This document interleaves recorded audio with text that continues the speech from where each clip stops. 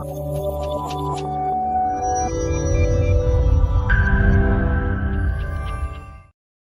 I am Dr. Neelima from Cell Health Clinic.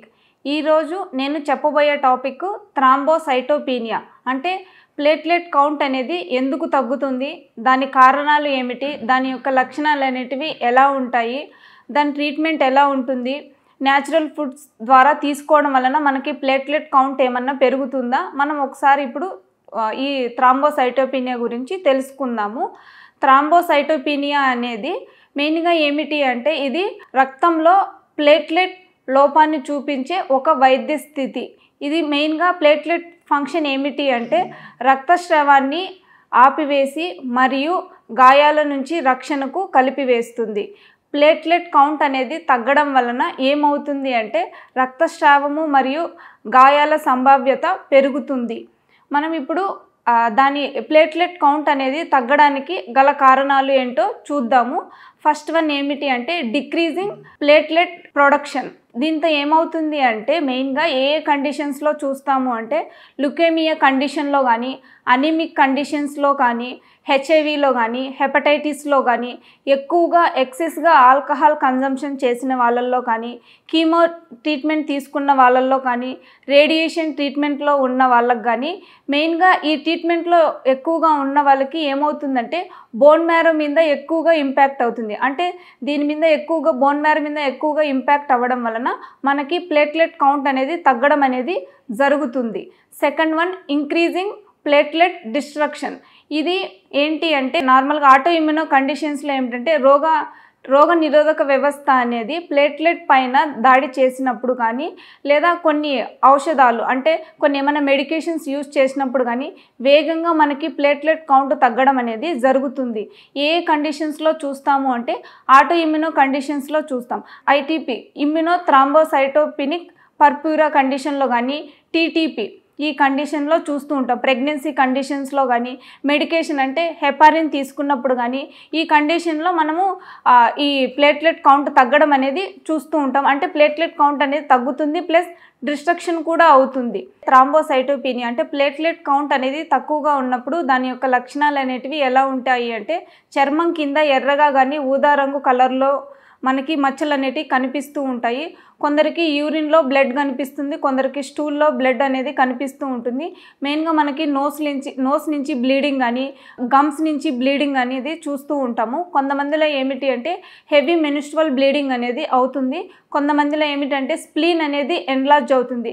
ఇలాంటి లక్షణాలు ఉండడం వలన మనకి థ్రాంబోసైటోపీనియా అనేది కనుక్కొని మనం ఒకసారి హాస్పిటల్కి వెళ్ళి చెక్ చేయించుకోవాలి. థ్రాంబోసైటోపీనియా ఉన్న వాళ్ళకి ట్రీట్మెంట్ అనేది ఏది తీసుకోవచ్చు అంటే కాజ్ అండ్ సివియారిటీ మీద డిపెండ్ అవుతుంది. ఇప్పుడు మనకి ట్రీట్మెంట్లో ఏమేమి అంటే ఇప్పుడు ఒకవేళ మనకి లక్షణాలు అనేటివి తేలికగా ఉంటే మనకి దానికి చికిత్స అనేది అవసరం లేదు.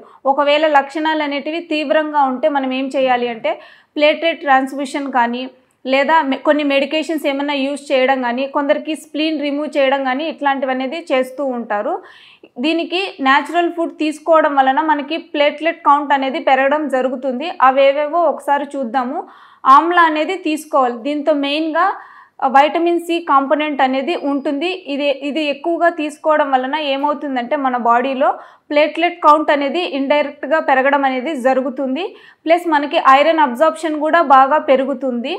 లెగ్యూమ్స్ ఎక్కువగా తీసుకోవాలి. అంటే లెంటిల్స్ కానీ, చిక్ పీస్ కానీ, కిడ్నీ బీన్స్ కానీ ఇట్లాంటి తీసుకోవడం అనేది మంచిది. దీంతో మెయిన్గా మనకి ఏమేమి ఉంటాయంటే ఐరన్ ఉంటుంది, ఫోలేట్ కాంపోనెంట్ ఉంటుంది, విటమిన్ B12 కాంపోనెంట్ ఉంటుంది. ఇది మనకి ప్లేట్లెట్ కౌంట్ పెరగడానికి బాగా వర్క్ అవుతుంది. పపాయ లీఫ్ జ్యూస్ అనేది ఎక్కువగా తీసుకోవాలి. దీంతో మెయిన్గా పపాయిన్ అనే ఎంజైమ్ అనేది ఉంటుంది.